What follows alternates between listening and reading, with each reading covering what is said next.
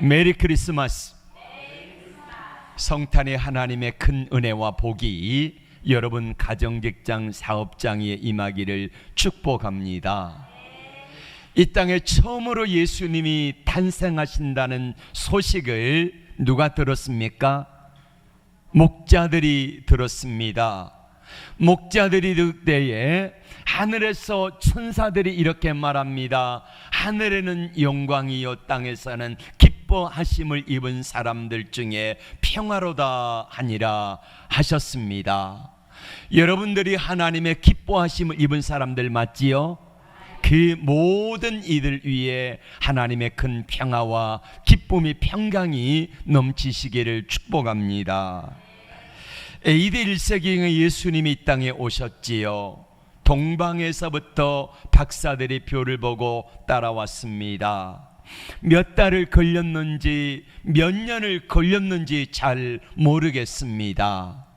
근데 저 멀리 페르시아에서부터 예루살렘까지 별을 보고 왕으로 오신 아기 예수님께 경배하러 온 것입니다. 드디어 먼 길을 떠나가지고 아기 예수님이 계시는 그 집 위에 마구간 위에 큰 별이 머물러 있었고 거기에 동방박사 세 사람은 들어가서 경배를 하려고 합니다. 저들이 가지고 온 게 뭐지요? 황금과 유향과 몰약을 가지고 와서 왕이신 변치 아니하시고 왕으로 오신 예수님께 황금을 드리고 몰약을 통하여서 대제사장으로 오시는 예수님의 기름 부으심을 말씀하고 있고, 그리고 유향을 통하여 대제사장 되심과 몰약을 통하여 예수님의 죽으심과 선지자 되심을 기념하는 세 가지 예물을 가지고 와서 드리려고 마구간 앞에 섰습니다. 여러분 한번 생각해 보세요. 그 먼 길, 낮에는 더위와 밤에는 추위에 싸우면서 몇 달인지 몇 년인지 모르는 그 먼 길을 왔는데 마구간이라니요. 경배하기가 쉽지 않습니다. 자, 동방의 박사들은 누구를 보러 왔습니까? 예수님을 보러 왔는데 그 예수님이 누구여야 됩니까? 왕으로 태어나신 이가 어디 계시뇨? 라고 물었지 않습니까? 그러면은 동방의 박사들은 누구를 기대하고 온 것입니까? 예수님 왕으로 오시는 주님을 기대하고 온 거잖아요. 근데 왕으로 누워 계시면은 어디 계셔야 합니까? 그 왕궁에 누워 계셔야 되잖아요. 그런데 예수님이 누워 계시는 장소는 어디예요? 마구간이에요. 초라합니다. 똥냄새 나고 더럽고 추한 곳에 아기 예수님이 계시는데 그 예수님을 바라볼 때에 도저히 경배할 마음이 나지 않습니다. 돌아가야 되나? 그리고 그 앞에 보니까 요셉과 마리아가 있습니다. 요셉과 마리아의 모습도 역시 마찬가지입니다. 우리로 말하면은 자, 얼굴도 화장도 예쁘게 하고 머리도 잘 가꾸고 옷도 잘 입고 외모도 출중해야 되는데 예수님의 모친 마리아와 요셉에게서 그런 모습은 찾아볼 수가 없습니다. 가난하고 힘들고 삶에 고단하여 찌든 그런 모습이 보여져요. 왕으로 태어나셨다고 하면은 그러면 여러분 비록 마구간이라 할지라도 사람들이 와가지고 경배해야 되잖아요. 왕에 합당한 영광을 돌려야 되는데 한 사람도 와서 경배한 사람이 없어요. 동방박사 세 사람은 이런 생각을 했을 것입니다. 돌아가야 되나? 우리가 별에 속았나? 잘못 오지 않았는가? 이런저런 생각을 하면서 돌아가야 되나 말아야 되나 이런 생각을 하며 마음의 갈등을 겪고 있습니다. T.S. 엘리엇이라는 사람이 쓴 시 중에 동방박사의 여행이라는 시를 한번 들어보시길 바랍니다. 혹독한 추위였습니다. 여행을 하기엔, 그토록 긴 여행을 하기엔 연중 가장 고약한 때였지요. 길은 푹푹 빠지고 날씨는 매섭고 바로 한겨울이었지요. 거기다가 낙타들은 상처가 나고 발이 붓고 고집을 부리며 질척거리는 눈 위에 누워버렸습니다. 그리고 낙타꾼들은 욕짓거리에 불평을 하며 도망치고 술과 계집을 요구했습니다. 밤에는 모닥불이 꺼지고 쉴 만한 곳도 없었습니다. 도시는 적대적이며 마을은 불친절했습니다. 동네는 불결하며 바가지 요금을 강요했습니다. 혹독한 시련이었습니다. 마침내 우리는 밤을 새워가며 여행을 하기로 했습니다. 토막잠을 자면서 이 모두가 바보짓이라는 목소리가 우리 귀에 들렸습니다. 이게 동방박사들이 오면서 느꼈던 심정이에요. 그런데 여러분, 와서 보니까 더 가관입니다. 경배할 마음이 안 나요. 경배할 수 있는 환경이 아니라는 말이에요. 과연 저 말구 위에 누워 계신 아기 예수님이 우리가 찾던, 우리가 경배하려고 왔던 바로 그분인가 하는 의아심이 들었다는 것입니다. 한번 물어봅시다. 여러분, 동방의 박사들이 뭐 하기 위해 찾아온 것입니까? 목적은 딱 하나입니다. 경배하기 위해서 온 것입니다. 그럼 경배하고 돌아가면 되잖아요. 그런데 여러분, 동방 박사가 올 때에 왕으로 오신 그분이 태어나면은 우리가 황금 유약 몰약을 가지고 가면은 거기에 상하는 뭘 줄 거라고 믿었습니까? 보상을 기대한 거지요. 그런데 아기 예수님과 아기 예수의 모친과 부친의 모습을 보니까 거기에 대한 기대는 싹 사라져버리고 말았습니다. 뭔가를 받기 위해 왔는데 이걸 드리고 나면은, 경배하면은 우리에게 뭔가, 왕으로 오신 그분이 우리에게 뭔가를 많이 주시기를 원했는데, 높은 자리라든지 아니면 권세 있는 뭐라든지 이것들을 기대했는데 이것들을 아무것도 기대할 수 없는 상황이 되어버렸기에 동방의 박사들은 마음의 갈등과 무너짐을 경험했던 것입니다. 믿음이란 무엇입니까? 믿음이란 어떤 상황 속에서도 하나님을 경배하는 것이 믿음인 줄로 믿습니다. 우리가 아기 예수님께 경배하는 이유는 무엇입니까? 나의 왕, 나의 구주, 나의 하나님이시기 때문에 우리가 그분 앞에 경배하는 것 아니겠습니까? 이것만으로 족하지 않습니까? 아기 예수님에게, 왕으로 오신 주님에게 우리가 돈이나 권력이나 명예나 그것들을 경배하면은 우리는 아부하는 것이 되어지는 것입니다. 그러나 환경 때문에 동방 박사들은 경배를 포기하지 않았습니다. 부모의 초라한 모습을 보고 동방 박사들은 경배를 포기하고 돌아가지 아니하였습니다. 사람의 많고 적음에 따라서 경배를 포기하지 아니하였습니다. 세 사람의 동방 박사들은 그럼에도 불구하고 왕으로 오신 아기 예수님께 엎드려 경배를 드렸던 것입니다. 여러분, 왜 동방의 박사들은 그 초라한 마국간에 태어나신 아기 예수님의 모습을 보고도 경배를 포기하지 않았을까요? 왜 그랬을까요? 하나님이 그들의 마음속에 역사해 주신 것입니다. 개입하여 주신 것입니다. 경배할 수 있는 마음을 주신 것입니다. 그러니까 경배하게 하신 거지요. 돌아갈까 말까 많은 갈등을 겪으며 우리가 과연 저분에게 경배해야 되나 하는 갈등을 잊고 있을 때에 하나님의 성령의 임재와 기름 부으심이 동방박사 세 사람의 마음속에 가득하게 채워주신 것을 믿으시기를 바랍니다. 하나님의 성령의 능력이 저들에게 임하니까 하나님께서 주시는 은혜와 능력의 눈으로 바라보니까 동방박사들의 마음속에, 동방박사들의 눈에 아기 예수님으로 말 구유에 앉아 계신 예수님의 모습이 우리가 경배할 이시라고 하는 사실이 믿어지게 하셨습니다. 그리고 그 주위에 있는 모친 마리아와 요셉의 모습이, 초라한 모습이 더 이상 보이지 아니하고 영광스러운 왕으로 오신 분의 어머니, 아버지로 보게 하신 것입니다.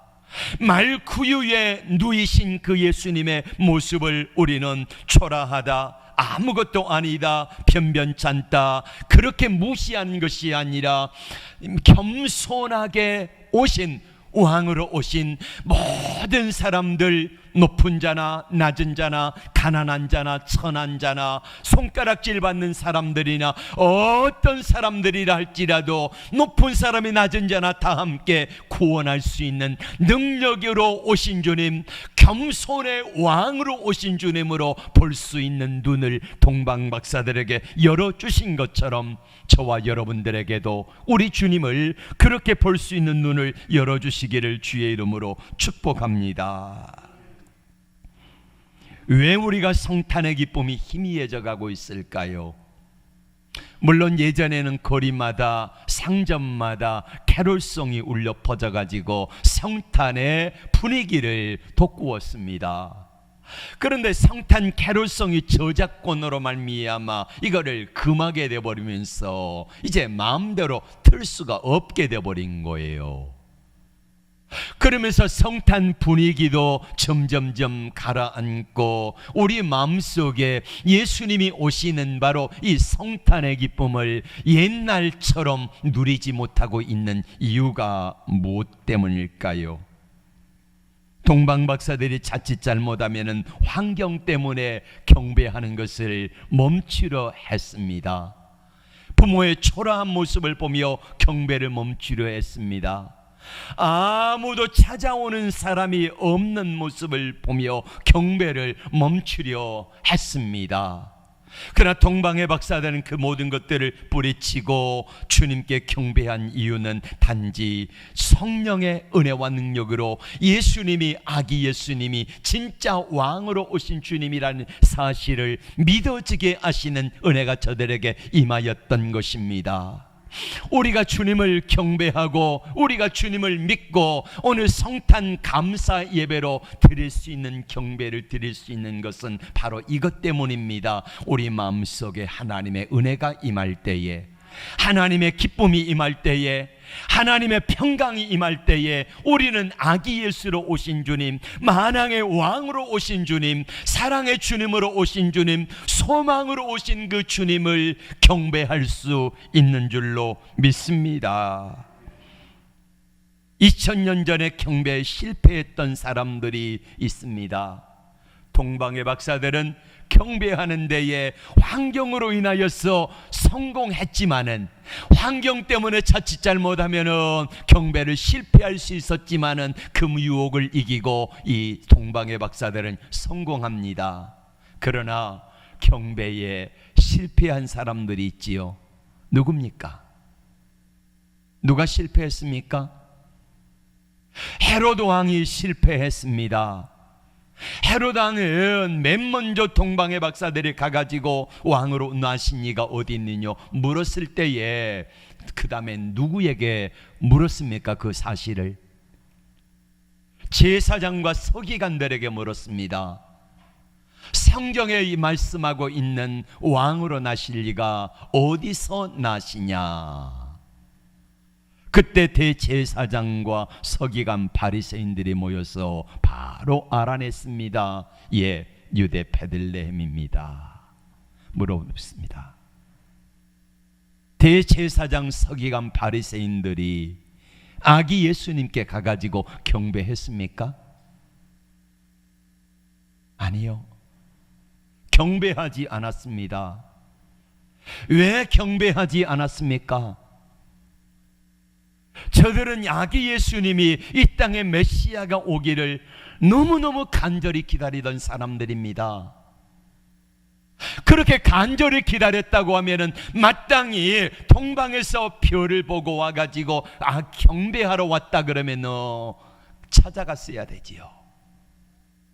아무도 찾아가지 않았습니다. 여러분, 대제사장의 입장에서 궁금하지 않았을까요? 과연 메시아가 태어나셨을까? 서기관들이 성경을 밤낮 밥 먹고 나면은 성경만 연구하는 사람들이 서기관들입니다. 그러면 서기관들 중에 한 사람이라도 따라갔어야 하지 않겠습니까? 그런데 아무도 동방의 박사들을 따라가지 아니하였고 아무도 경배하는 기쁨을 누리지를 못했다는 것입니다. 러시아의 대문호 도스토옙스키가 쓴 장편 소설 카라마조프가의 형제들이라는 소설 속에 이런 내용이 나옵니다. 16세기 스페인 세비야 광장에서 예수님이 나타나셨습니다. 예수님이 2000년 전에 나타나셨던 예수님이 나타나셔가지고 그 스페인에서 그 세비야 광장에 많은 사람들 앞에서 2000년 전에 행하셨던 기적과 이적과 표적을 똑같이 행하셨습니다.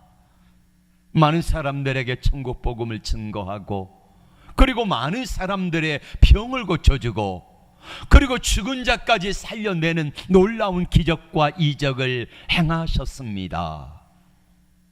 그 소설 속에 보면은 그러자 교회 당국에서는 마음의 심기가 불편했습니다. 왜요? 자기들에게 쏠려 있는 모든 눈이 예수님에게 쏠리기 때문에 이 사람들은 마음이 불안한 거예요. 그래서 예수님을 체포했습니다. 그리고 대신문관이 밤에 감옥에 찾아와 가지고 이렇게 예수님께 말했습니다. 당신이 정말 그리스도요? 아니, 그리스도이든 아니든 나는 상관없어. 어차피 나는 내일 당신을 이단자로 정죄해서 화형에 처할 테니까. 오늘 밤 당신의 발에 입을 맞춘 바로 그 자들이 내일이면 내가 손가락만 까딱해도 앞을 다투어 당신의 화형틀에 나뭇가지를 던질 것이요. 대체 당신 왜 왔어? 당신은 모든 권한을 교회에 일임하지 아니하였어? 우리는 당신이 이미 이전에 말한 것으로 촉하오. 이제 다시 새로운 말을 덧붙일 권한이 당신에게는 없어. 도스토옙스키는 당시 러시아 정교회가 국교잖아요. 교회가 많은 사람들이 모여서 예배를 드리고 거룩하게 하나님을 찬양하며 우리 주님의 오심을 기다리는 성탄절을 맞는데, 그 속에 정작 경배해야 될, 영광을 받으셔야 될 주님의 모습은 없고, 화려하게, 겉으로는 화려하고 얼마나 은혜로운지 몰라요, 보기에. 그런데 그 속에 주님이 아니 계신 모습을 바라보며 이 소설을 통해서 당시의 시대상을, 종교인들을 꾸짖고 있는 것입니다. 오늘 주님이 우리의 성탄의 모습을 바라보신다고 하면 우리 주님은 우리에게 과연 뭐라고 하실까요? 우리를 또한 예수님을 거부하고 있는 것은 아닐까요? 내 이상과 맞지 않는다고 우리는 주님을 거부합니다. 우리 주님이 내 소원 안 들어주셨다고 우리 주님을 거부합니다. 우리 주님이 내 생각대로, 내 뜻대로 안 해주신다고 주님을 거부하면서 우리는 성탄을 맞고 있지는 않은지요? 우리 입술은 항상 예수 하지만 우리의 생활, 우리의 삶의 중심은 나 중심이고 세상 중심이고 그리고 물질 중심으로 살아가며 내 안에, 내 삶에 예수 그리스도는 없습니다. 오늘 우리는 누구를 경배하기 위해 모였습니까? 오늘 우리는 왜 예수님을 경배하기 위해 모였습니까?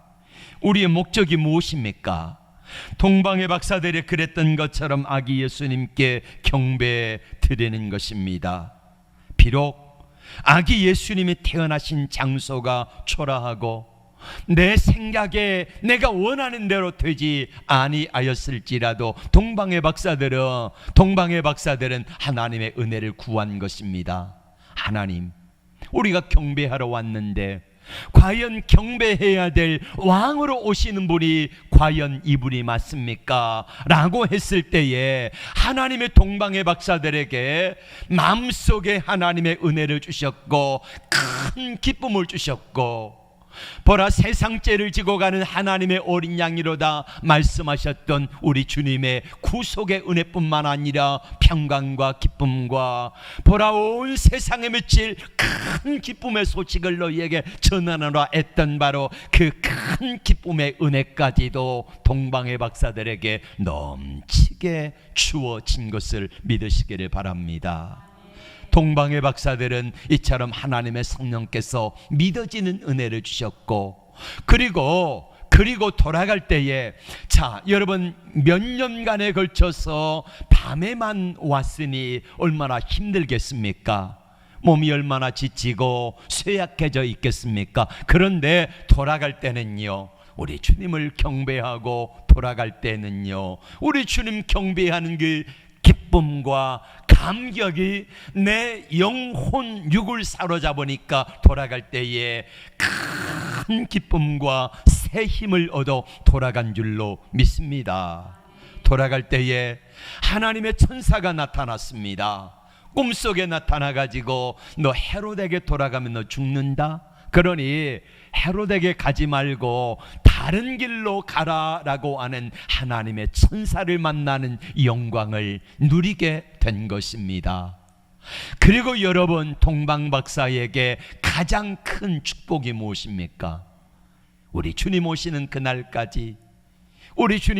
그날까지, 예전에 우리가 어렸을 때는 교회마다 선거를 했지 않습니까? 그러면은 반드시 빠지지 않는 게 뭐였습니까?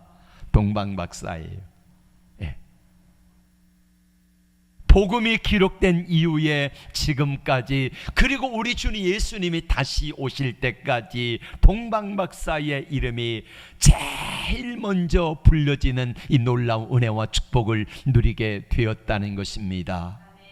오늘 주님을 경배하기 위해 모인 사랑하는 성도 여러분, 우리 주님이 내가 원하는 우리 주님의 모습은 아닐지라도, 내가 기도하고 내가 간구하고 내 뜻을 온전히 다 이루어주는 주님이 아닐지라도, 단지 왕으로 오신 예수님, 구원자로 오신 주님, 평강과 기쁨으로 오신 주님을 경배하기만 한다고 하면은 동방의 박사들이 누렸던 이 기쁨과 은혜와 축복을 저와 여러분들에게도 넉넉히 부어주실 것을 믿습니다.